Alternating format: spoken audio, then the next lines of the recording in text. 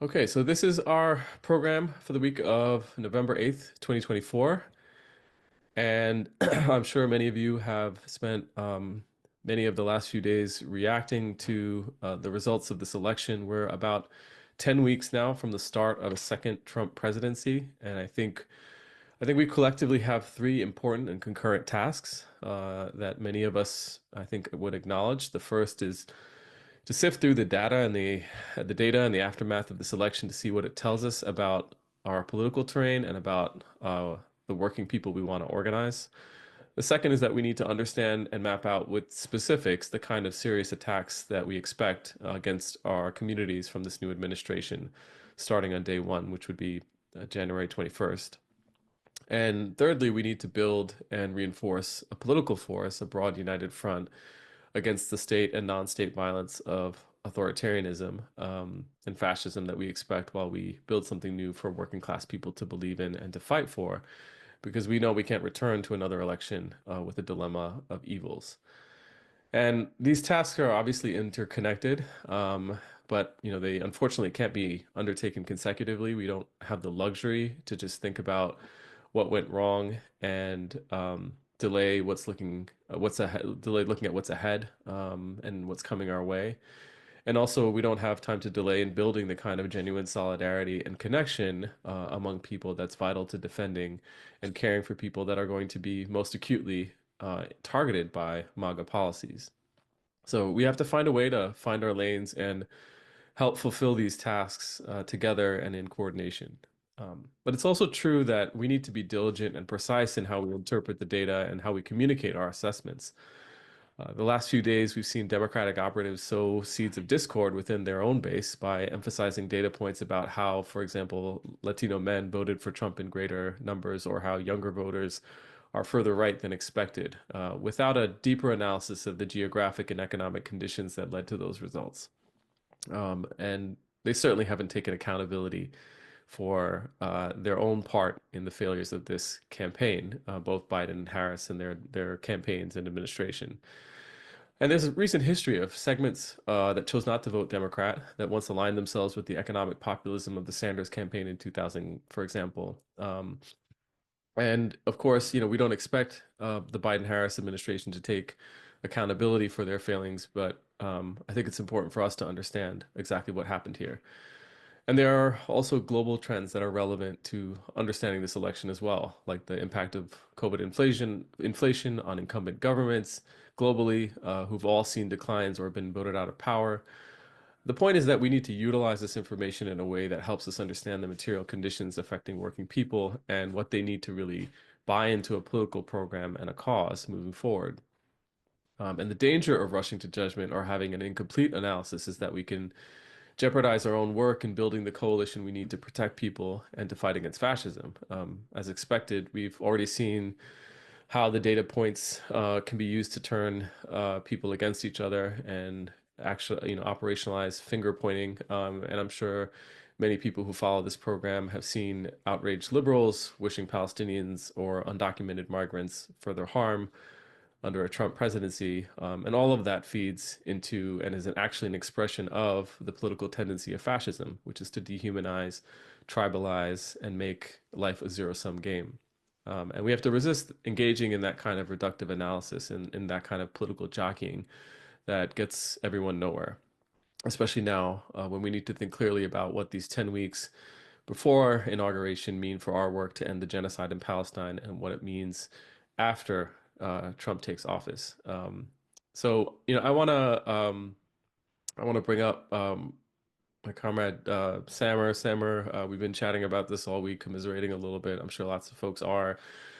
I want to just like maybe just start with your top level reactions to the election, and then maybe we can just touch upon how this is relevant to the solidarity work that we're doing. But let's just start there. What are your sort of top level reactions? We've talked a little bit about this week, but what's on your mind about it right now? I don't know. I feel like I'm still dissociating from the whole thing. So, to the extent that I'm having any thoughts, it's probably just sitting in the feeling of just how entirely predictable all of this was and how avoidable it was. Like, it felt so inevitable by the end of the race that with like the hard right turn of the Democratic Party and the sort of like corporatist agenda that really provided nothing for anyone, right? And you compare that to just that brief moment of hope when Biden dropped out, and there was this feeling that like something could just be different, like just a generic Democrat, just someone who didn't have any position other than like it's not this sort of, like corporate elite bought out position of like whatever, protecting coastal elite finance bros. And nope, that's where we had to go. And so this was, I feel like, the very predictable consequence of that. So it feels bad. And I don't know, part of me is hopeful that there's a reckoning in there somewhere. Like obviously the Democratic Party can't exist as it's been existing. So what does that mean? I don't know. Yeah, I think I think that there's something about this moment which really brings to the fore the last several election cycles where we should really bring to mind the kind of moves, the tactical moves the Democratic Party made that brought us to this point. I have definitely seen a lot of sort of taking at face value the demographic shifts or the political outcomes based on demography that failed to kind of fully account for the active role the Democratic Party has played in making decisions that alienated working people or didn't address the underlying feelings of working people in terms of their cost of living, right? The U.S. government being sort of touted, or U.S. economy being touted as one of the few economies that is doing well in quotes in a COVID inflation period or post-COVID inflation period, and yet working people just not buying into that or feeling that at in any way, shape, or form. Um, and I mentioned it. I think that the Sanders campaign was a very different moment in time, and having Biden become the candidate and then everything that came forth with it, there's going to be plenty of opportunity for a postmortem on Biden's administration. My gut reaction is like, what a terrible experience Yeah. Yeah. for all of us, and what a horrible and, as you said, like easily foreseen set of outcomes. But maybe shifting a little bit, what I have been thinking quite a lot about is maybe one aspect of this, which I'm curious to get your thoughts about at the start before we talk about the policy implications of uh, 10 weeks of more of a Biden administration. But just in terms of the actual impacts on the solidarity community writ large, I think this is hard, I think, because even heading into the last few weeks, I think there were folks who really took the position that, you cannot, in good conscience, vote Kamala Harris or anybody that was part of this administration, and other folks who took the position we need to mitigate the harm to the maximal degree possible and give ourselves good footing. Um, what is your sense of where this leaves us in that in terms of being able to sort of reconstitute that work and that coalition and keep it strong? I'm worried. I think anybody who's watching is probably a little bit worried. And I think we are facing the dual threat of external forces that, are clearly marshaling against us. We've talked about Project Esther a few times now on the show and the ways that a new Trump presidency is going to actively be working to undermine these solidarity movements. But the internal threats are also feeling very real right now. Like the mutual recriminations, the feelings of like how different strategies have spiraled out in different directions. I think one of the things that we really need to focus on in the coming 100 days, as we prepare for the sort of defensive posture that we're going to need to have under a Trump presidency, is making sure that we build that sort of broad movement unity and to, move some of those critiques into a space of principled struggle as opposed to like the sort of finger pointing and accusations that I think the left sometimes can be prone to. But yeah, how we get there is going to be a little hard. And a big part of that, I think, is getting a better understanding of what happened in this election, if nothing else, because I think in some ways those different tendencies turned out to not matter that much. I don't know. I mean, it's too early to know definitively, but it feels like the sort of Palestine issue certainly cost the Democrats a lot, but I don't know, it's jumbled in with like the economic issues. It's jumbled in with the sort of inability to move from Biden on like a series of other things. So it's hard to say how much of it is definitively that. But I think the better understanding we can get, the more we can sort of recohere as a movement, which we're going to desperately need in the coming years. Yeah, I mean, I think the a couple of things that I feel very are points of emphasis for me is one, I think that the multitasking we need to do involves, as you just said, you know, reinforcing the coalition that's going to work on Palestine solidarity right now, right? And then also thinking about defense of the communities that are fighting for Palestine, and whether it's Project Esther or writ large, people of color or Arab populations, are going to be on the defense in this administration, which we know is capable of a Muslim ban and worse. But then also thinking about leading into another election cycle, this idea that um, trust has fundamentally been broken. The Democratic kind of uh, name has really lost a lot of currency, particularly within Arab populations and Arab communities. You don't have to, you just had to listen to a couple of on the street interviews with Arab communities or some focus groups or some look at some of the initial data, exit polling data to get that sense in addition to the actual vote itself, right? It's shockingly, it's dramatic, it's expected. And I think what that portends for how Arab communities will, how they'll vote and stuff like that will be important as we think about the longer fight.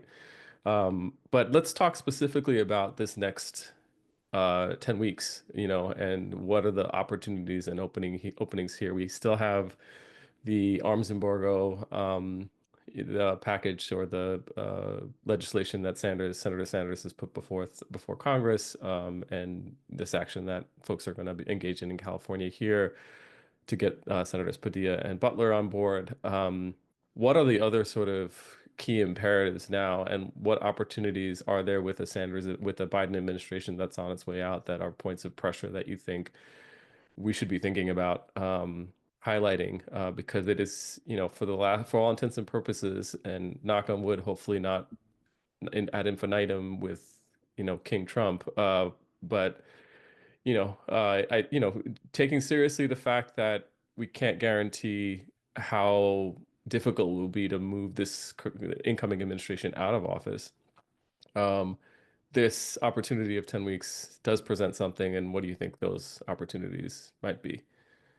Yeah, that's a great question. I feel like there's some short-term and long-term ones, and of course, with this sort of big change, as always, there are new challenges and new opportunities, and so we have to sort of pivot to address those.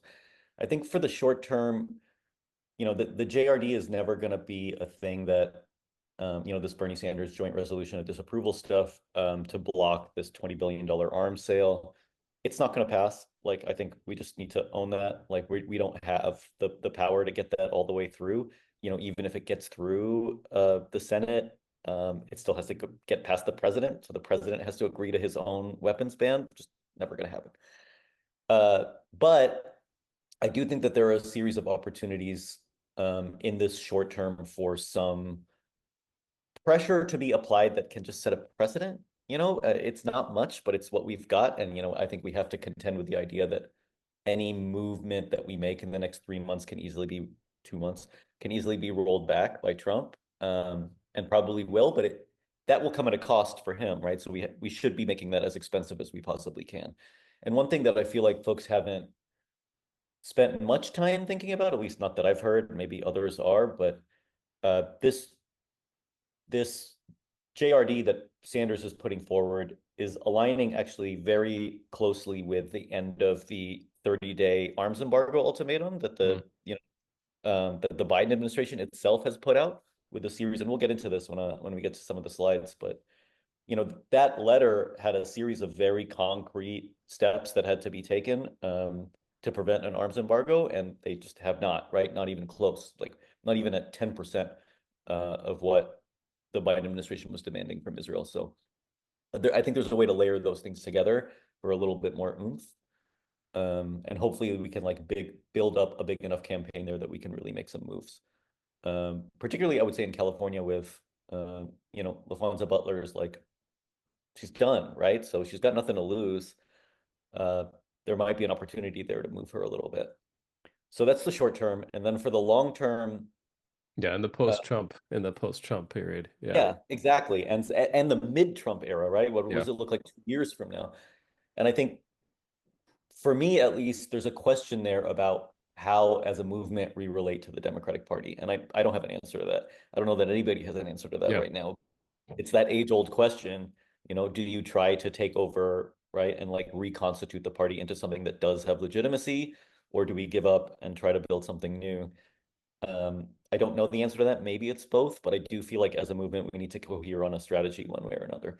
One thing that I've been thinking about is, obviously Harris performed shockingly poorly. This was a devastating campaign for the Democrats at the national level, but most of those swing states had the Democrat win the Senate, right? I think like five of the states or something like that.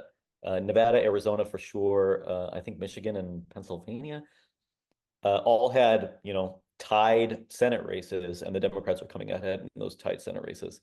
And a series of other like local, like Rashida Tlaib, obviously, a Democrat who didn't endorse Harris, but won like 70% of the vote, Mm. some like remarkable Yeah. number. She So there is hope, I think, for reconstituting a Democratic Party that could actually be something, but whether it's possible to boot out that geriatric corporate leadership, I don't know. Time will tell Yeah, maybe.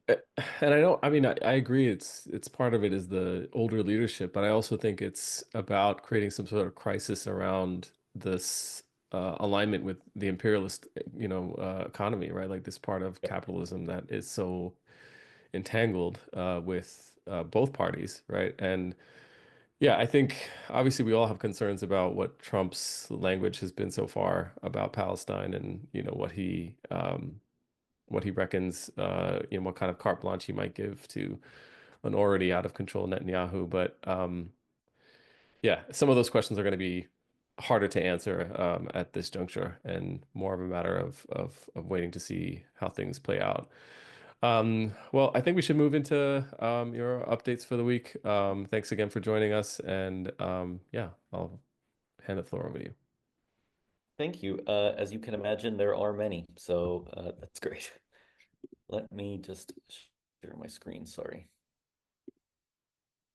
All right. So, jumping right into the thing, it was a brutal week, a really brutal week.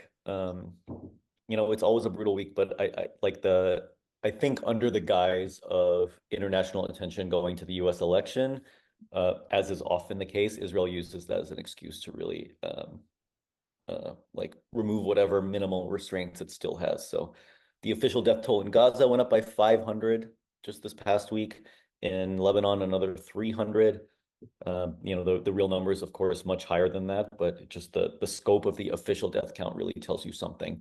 And what we saw was a series of bombing campaigns across the Gaza Strip that were particularly devastating in their impacts on the remaining sort of civilian hiding areas. So a series of airstrikes in Rafah, um, along with a set of home demolitions that are now happening. Apparently, the IDF has contracted a private, uh, I don't know, mercenary body. I don't even know what you would call it. I don't actually think they're like a militant body, but like a private home demolition company that is destroying all the homes in Rafah that are within, I think, 5 kilometers or so of the border.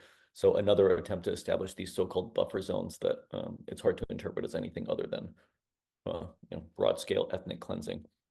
So the south is looking pretty rough. The center of Gaza, like south to center, another series of airstrikes in both Khan Yunis and Deir al-Balah, including a pretty horrific airstrike that killed 47 people in one bombing.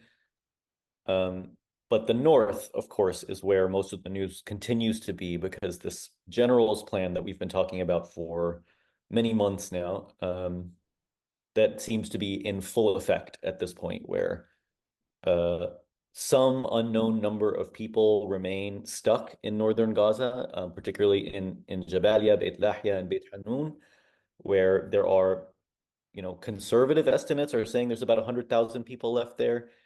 Uh, a little while ago, it was 300 to 400,000. So it's sort of an open question of how many of them have left and how many of them have just no longer be able to be counted.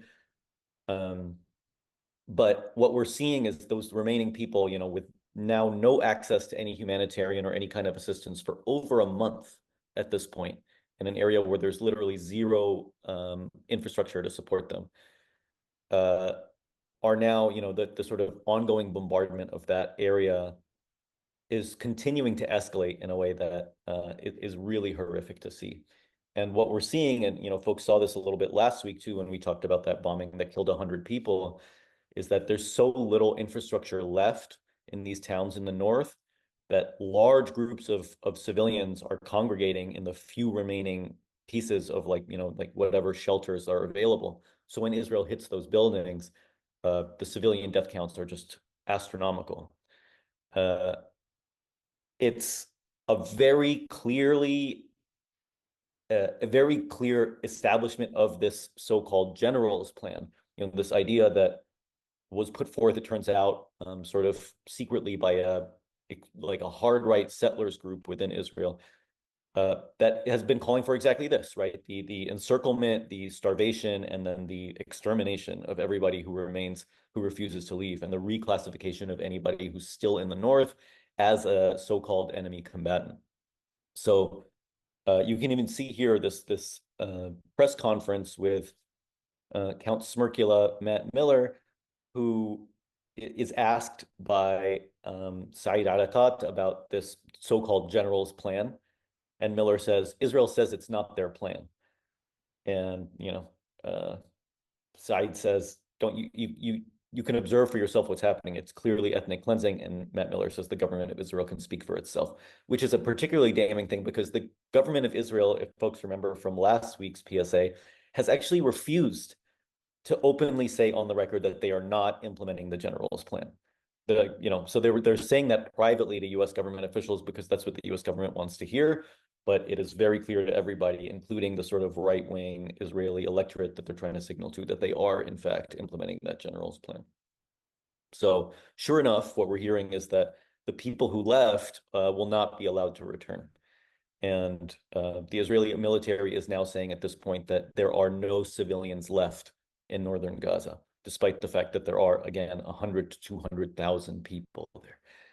And this Orwellian doublespeak that you end up hearing where in literally the same day, the IDF will say that there are no civilians left in northern Gaza, and they'll say that there are, quote, dozens of militants left in Jabalia for them to deal with.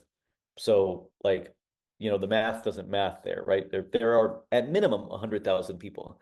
And so the total disregard of those people and their lives, it's really hard to overstate how bad the situation is. Every UN agency that's involved in this is basically saying this is, Gaza's darkest hour right now. And it's partly it's largely what's happening in Jabalia. So in the context of that, last week we saw that Israel has now outlawed UNRWA, by far, by like an order of magnitude, the largest provider of humanitarian assistance in Gaza. So they are no longer allowed to legally operate in northern Gaza, in Gaza, period.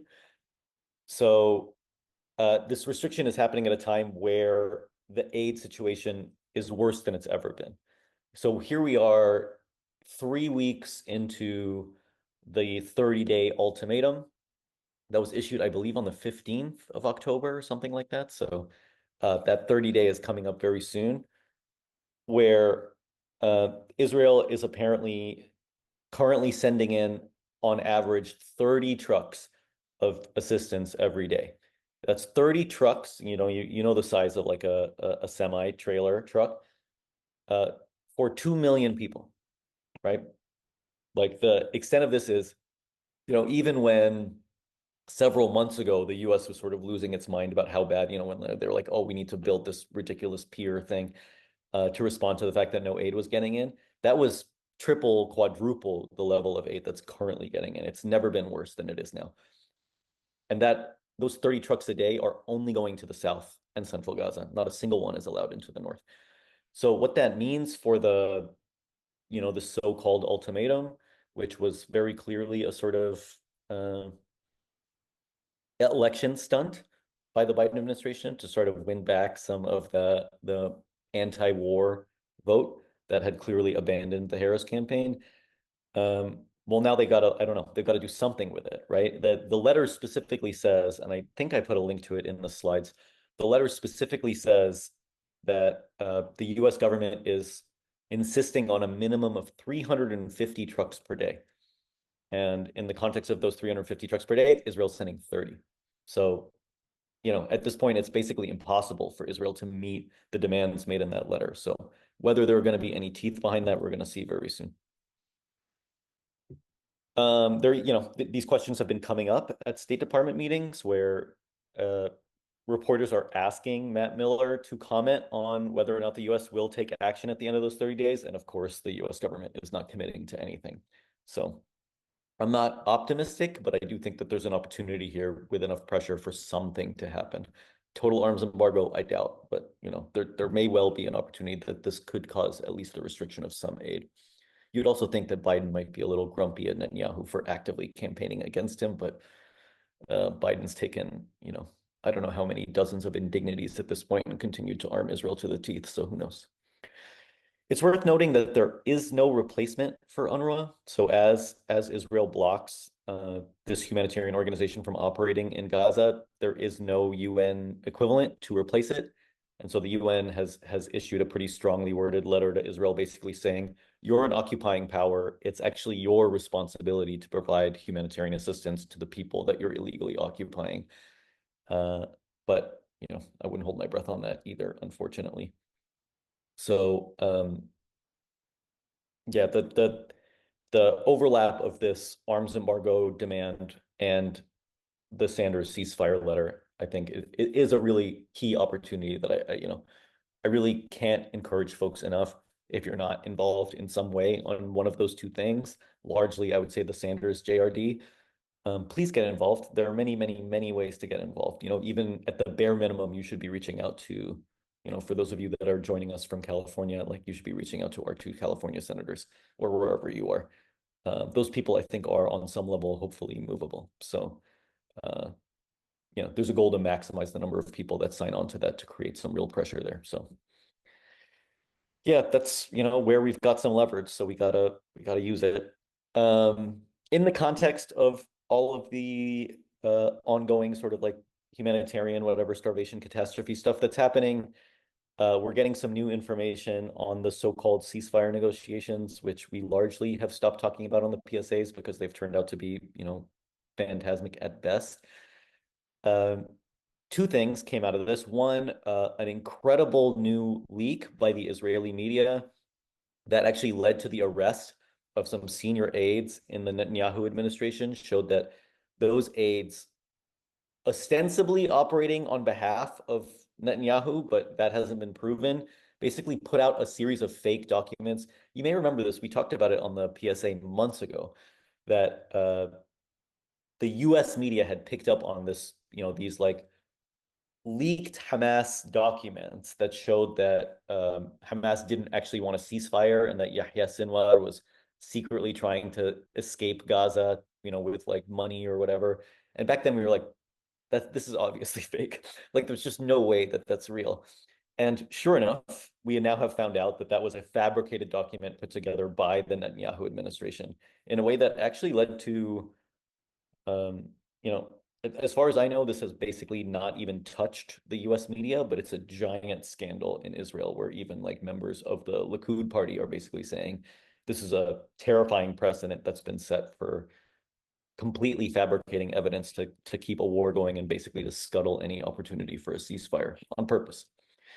Meanwhile, Hamas representatives who are in Cairo supposedly for these ceasefire negotiations are obviously not seeing those ceasefire negotiations go anywhere. So instead, what they've done is made an arrangement with the other major Palestinian party, Fatah, about the administration of Gaza post-war, basically setting up what they're calling an independent technocratic administration, whatever that means. It's a little bit light on details, but the fact that Hamas and Fatah are planning for like post-war governance in Gaza should tell you a lot about their perception of where things are vis-a-vis the balance of forces and whether Israel is actually going to be successful in, whatever implementing its colonial projects there. So,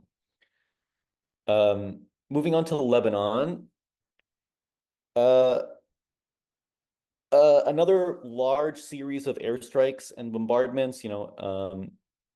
The ongoing assault on Lebanon by the Israeli forces has really continued totally unabated. As we talked about last week, the expectations of an imminent ceasefire, which people are still talking about, really haven't materialized at all.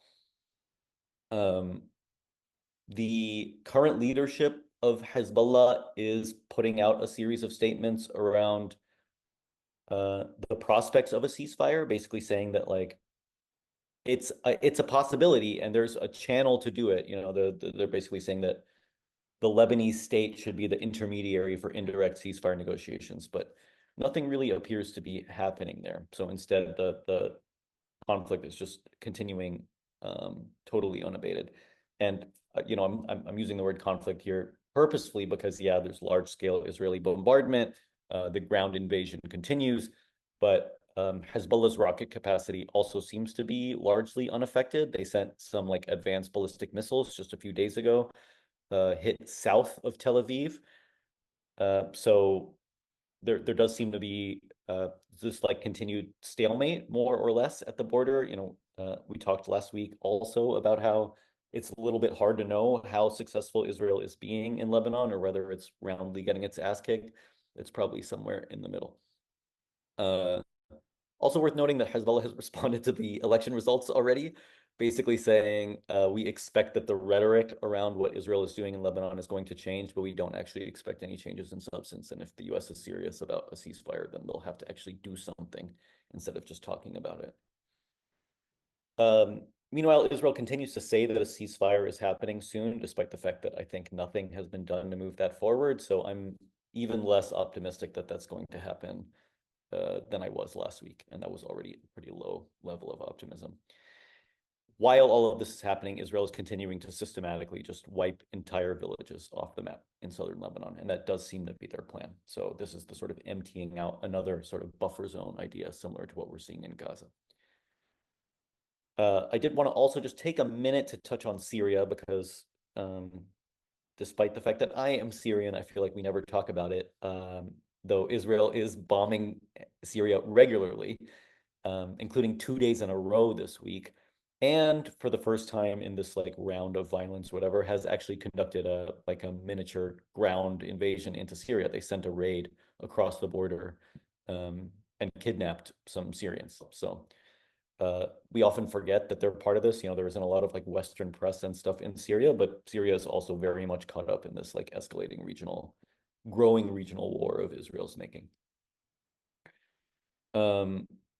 It's worth also maybe just noting quickly that the justification that the Israelis gave for this attack on Syria was to disrupt the arms transfers happening between Iran and Hezbollah, which itself, once again, the sort of like Orwellian IDF doublespeak where they said that, Hezbollah's weapons capabilities are gone and that Iran's ability to like launch offensive things have also been, like destroyed by Israel's airstrikes. But clearly the sort of logistics arms pipelines are continuing unabated. So once again, those claims have proven to be largely totally false. Inside Israel itself, the big news, of course, this past week that happened the day of the election, which obviously not a coincidence, is that, we've been talking about this for months now, but it has finally happened. Netanyahu fired Yoav Gallant, the Israeli defense minister. We knew this was going to happen. We knew who he was going to replace him with, this Israel Katz guy that Netanyahu added to the cabinet, I think a month or so ago with no role. He'd just been sitting in the cabinet, and now he's the new defense minister. Widely seen sort of as Netanyahu's puppet, like a person who will basically do whatever he says, whereas Yoav Gallant was frequently clashing with Netanyahu and was also broadly seen as one of the two main candidates that the US was pushing as a replacement to Netanyahu. So this was like, their favorite person for, the Biden administration doesn't like Netanyahu, but they love Israel. So they wanted to find a happier interlocutor, or more comfortable one. And Yoav Gallant was very much their choice because compared to Netanyahu, he's like a moderate. He has, I think, a less extreme position than the rest of the Netanyahu cabinet on the permanent occupation of Gaza. That's really like the main difference between them. And so Gallant has been saying, a couple of statements this past week. One where he said the Israeli army has nothing left to do in Gaza. Like, why are they still there? And another saying that Israel and the Israeli army will face consequences. That's his word, for their continued occupation of Gaza, and that they should be bringing it to a close. And so, just to say that this doesn't make Yoav Gallant like a saint or a sage, that puts him politically at the same point on the spectrum as Ariel Sharon. For folks that are familiar, is like people who just sort of strategically feel like a permanent occupation of Gaza is just going to be bad for Israel. Um, but that obviously doesn't sit well with Netanyahu's like hard right cabinet. So he's been itching for an opportunity to do that, and the election was obviously the perfect chance. It's worth, I think, just taking a moment to reflect on the fact that Bibi's wanted to do this for months now, but he chose to do it this week. And I think a large part of that is because he's got like the wind at his back politically, so to speak. Like, he's sort of on the ascent, his popularity has shot way up. He went from basically, like a dead man walking candidate that, would have never won another election, to being very popular again in Israel because the sort of hardline approach, as far as Israelis see it, seems to be working. So Netanyahu thinks he's on top of the world right now, but like the underlying material conditions actually haven't changed. It's just that there's this like momentary feeling within Israel that they're winning, despite the fact that they haven't actually won anything. They've just assassinated some high-level leadership, which is a thing that happens all the time. So that, his like riding high phase won't last, but that is where he's at right now. On the US government side, I wanted to highlight two kind of wild things that happened this past week. One, it looks like the Biden administration, this was pre-election, by the way, that the Biden administration um, is now planning to go ahead with the Saudi security deal separated from the Israel normalization process. This is really huge, right? Because in many ways, this was one of a series of precursors to the October 7th attacks of last year, where the imminent Saudi recognition of Israel was going to happen. And as a reward, the US was going to give them this like giant security package. Now it seems the Saudis are refusing to go through the Israeli normalization, not because they don't love the Israelis, they do, they get along like white on rice, but because they can't, right? Like that, it's just such an unpopular position that even this like, absolute monarchy can't control the level of dissent that they would have if they went through with Israel normalization right now. So the US has given up on that idea, it seems, and they're going through with the security package anyway. So what that means for the future of like Trump's Abraham Accords, don't know. Hard to say. Meanwhile, in Congress, there's a new bill to provide like health benefits to uniformed service members, which is, not a new thing, except that in this case, the bill is specifically for American citizens who serve in the IDF will receive like the same medical benefits as US armed forces, which bonkers, bonkers. I have no idea the likelihood of this actually getting passed, but the fact that it's even been introduced is, I think, a sign of the rot, and maybe a sign of what a Republican trifecta will look like, depending on how the House goes. Meanwhile, the day after the election, thank you, Joe Biden, the State Department has signed off on a new sale of $5 billion to Israel to buy 25 fighter jets. And by the way, this sounds like Israel is giving us 25 billion, us being the US government and Boeing, to be clear. It sounds like Israel is giving Boeing $5 billion, but it's US financing. So the US is giving Boeing $5 billion on behalf of Israel. Yet another reason to boycott Boeing if you're not already. Meanwhile, on the other end of the spectrum, there's this set of demands put forward by progressive members of Congress to the Biden administration, basically invoking the War Powers Act, asking a series of questions from the administration around, you know, like to what extent is the U.S. military working in collaboration and coordination with the IDF, which is a thing that it cannot do legally.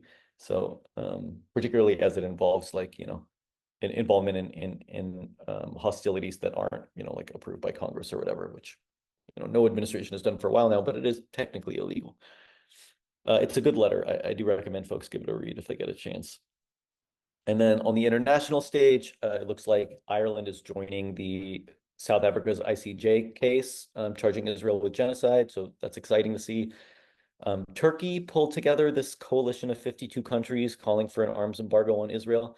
It's a bit of a strange coalition of countries, in like kind of somewhat typical fashion for the Turkish government. They like just pulled together a bunch of Muslim majority countries or, like largely Muslim countries. So even countries that probably would have signed on, like Ireland and others, are not actually on this list. So the number of countries that support an arms embargo much higher than 52, just to note. And the third, I think, like international isolation bit that I didn't have time to add to the slides this week was just this letter penned by 500 plus scholars calling for the UN to remove Israel as a member state. So that movement does appear to be gaining some momentum.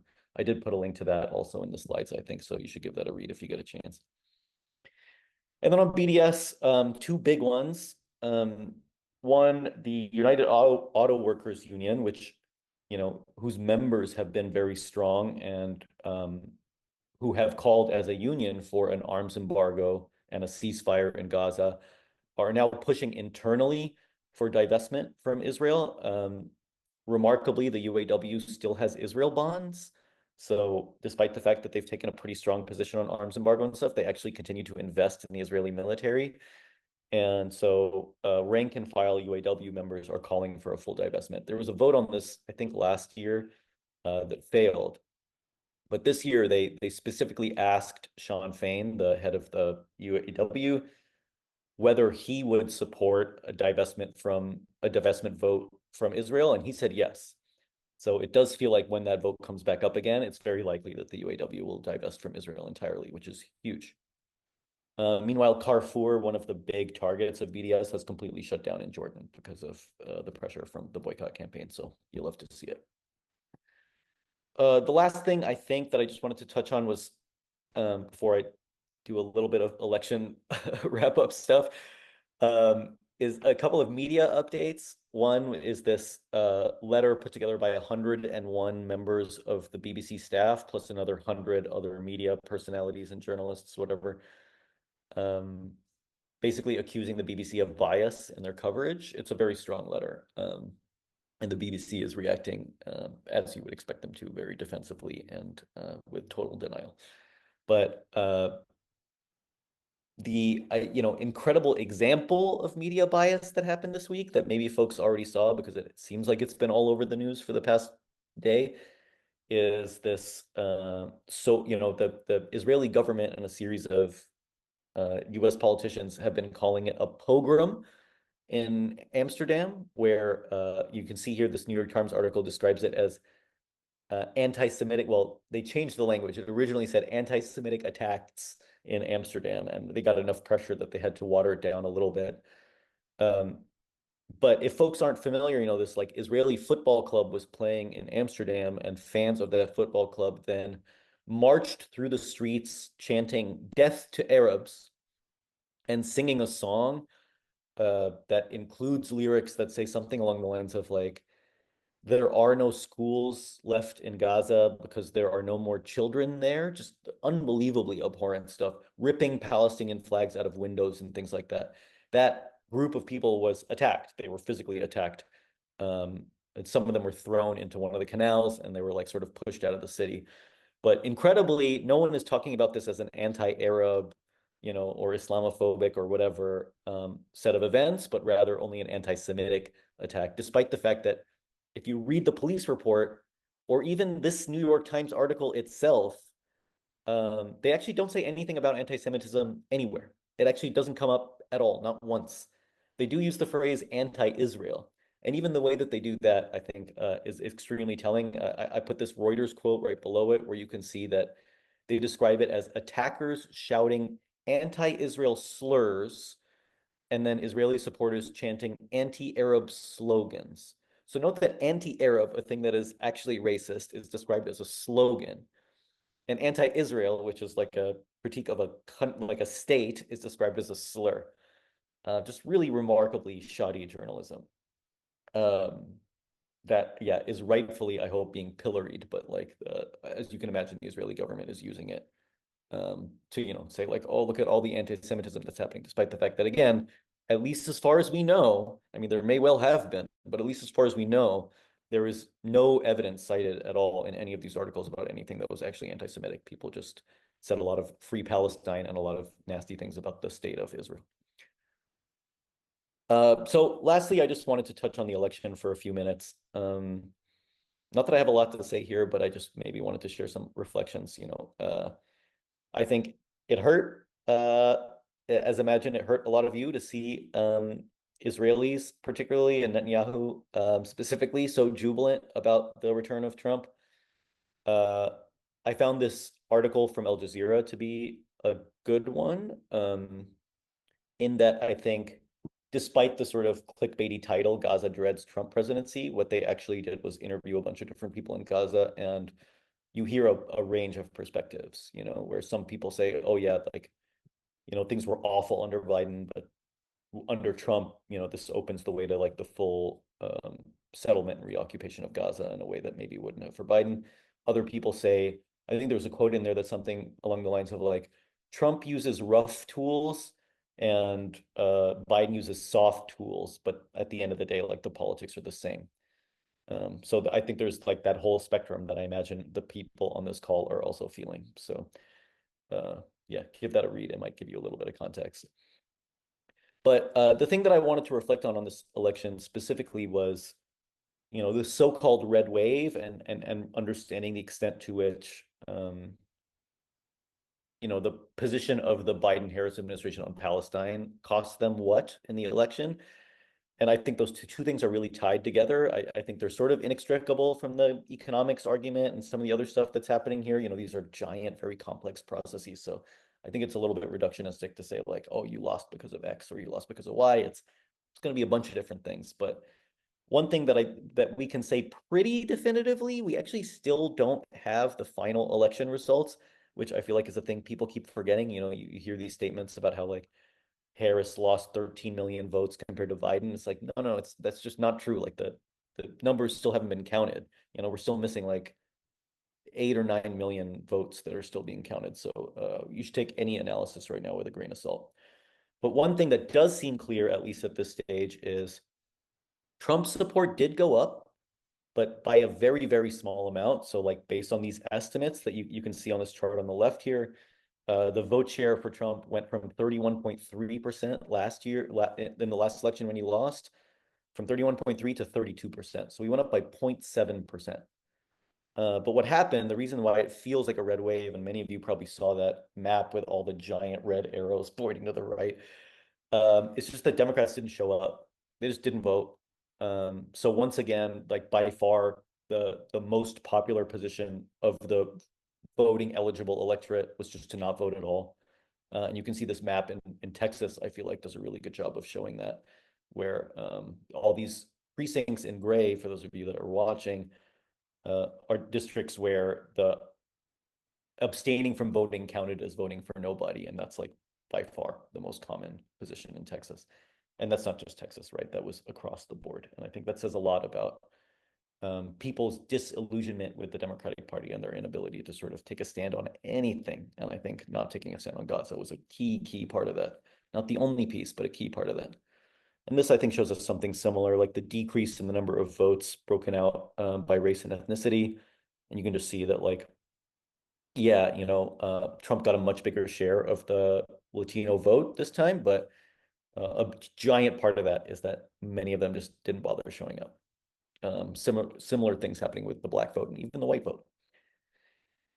And in terms of like trying to assess the impact of the Palestine stuff, I think it is worth noting that again, the vote's not completely counted, but if you look at the margins of the blue wall states, we're talking about 1%. You know, Pennsylvania is a little bit bigger at 2%, but these are very, very small numbers. And to the extent that like when you look at the uncommitted votes, for example, in the primary process, that probably would have been enough to swing these three states. So it does feel very strongly, and you know, folks who attended the PSA a few weeks ago when we talked about the polling that showed that undecided voters were overwhelmingly saying that like a stronger position on arms embargo would make them more likely to vote for Harris. That alone does make me feel like, in some real way, their position on Palestine cost them this election. Again, I don't think it's the only thing, but I do think it's a critical part of the mix. And in the Democratic Party's refusal to learn anything from this process, I really do think it's incumbent on us to force that lesson down their throats. And then lastly, just like a high level reflection on two things here. One, I added this tweet from Jean-Luc Mélenchon, the French leftist party leader, who basically said like, you know, the U.S. didn't choose between the left and the right. There isn't a left for them to choose, you know, and when there isn't a left, it's only a question of like the degree of right. And so there's no longer a sort of act of voting. You're just like casting a approval. And in that context, Trump victory is inevitable consequence, right? And so I think that's a very accurate reading of where the Democratic was and where it landed. And I just wanted to take a moment to reflect on where the Democratic Party used to be, right? Like, you know, how far they've moved from the Democratic Party of like 60, 50 years ago, where there was a very clear understanding that the allure of fascism comes specifically through people, you know, and this is like an FDR quote, right, who says, um, people grow tired of unemployment and insecurity, of seeing children hungry while they sat helpless in the face of government confusion and government weakness through a lack of leadership. And in desperation, they choose to sacrifice liberty in the hopes of getting something to eat. This was a clearly understood position of the Democratic Party of yesterday.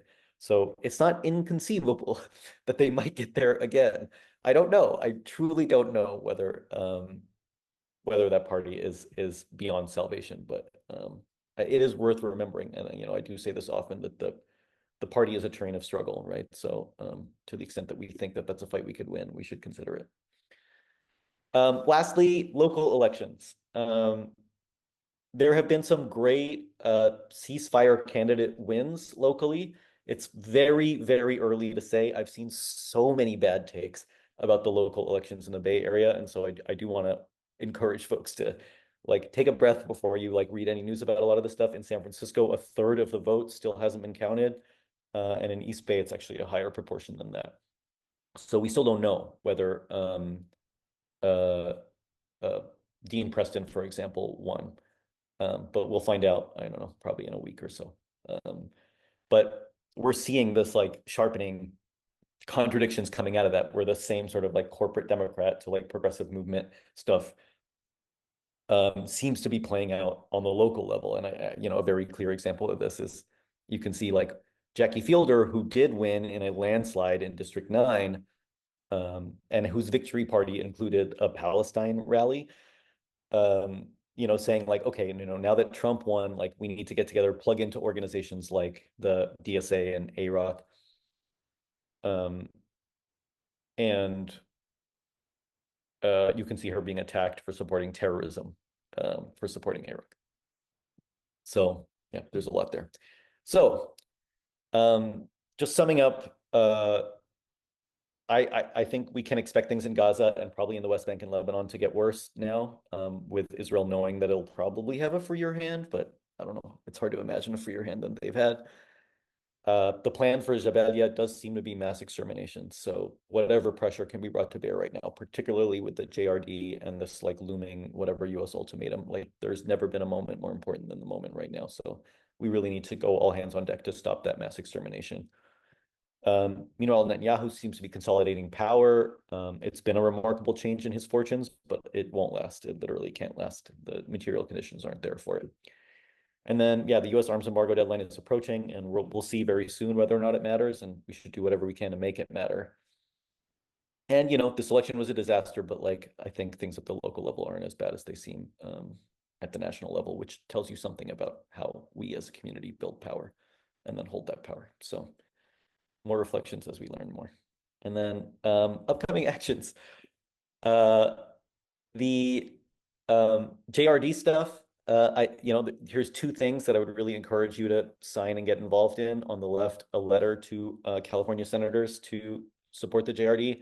On the right, a rapid action call to pressure senators on the JRD that's happening this coming Wednesday. And then the Bay Area Children's Day of Action happening this coming November 9th, sponsored by PYM and a series of other orgs. And then also on Monday, November 11th, the Veterans Armistice Day thing, another JRD action. So there's a bunch of those. Show up, all of them, do all of the things. This is the moment. This is how we're going to build power together to get us ready for the Trump years. We're going to need it. If you want to do other things, check out the AROC calendar. If you want to get involved in the text alert, which remember is not just about the PSA, but will also be for mass mobilizations, as we are going to need those coming too. Please text PSA to 833-633-0604 and check out the PAL Media Tracker at palmediatracker.com for the articles that inform this analysis. Thank you all so much, as always. It's great to be here. Um, yeah, just a couple of quick notes. Yeah, I was looking at that FDR quote as well, and remembering that FDR's second Bill of Rights, and thinking about how far afield the Democratic Party has come from that kind of economic populism. And then second, you didn't mention it, but you know, I think it's worthwhile mentioning that Maccabi Tel Aviv also got trounced on the field 0-5. So small victories matter. So we'll be back next week. A couple of quick announcements just to add to what Samer has already said for folks that will be uh, joining us next week. You will have Dylan Saba on the program next week from Palestine Legal to talk a little bit more about Project Esther and what repression under the Trump administration might look like for the Palestine Solidarity Movement. So we hope you join join us next week for a conversation with Dylan on that. We'll have him on the show in addition to Samer doing our updates. And then just another reminder of the mass meeting that's happening on Saturday of next week. See you next week, and thanks for joining.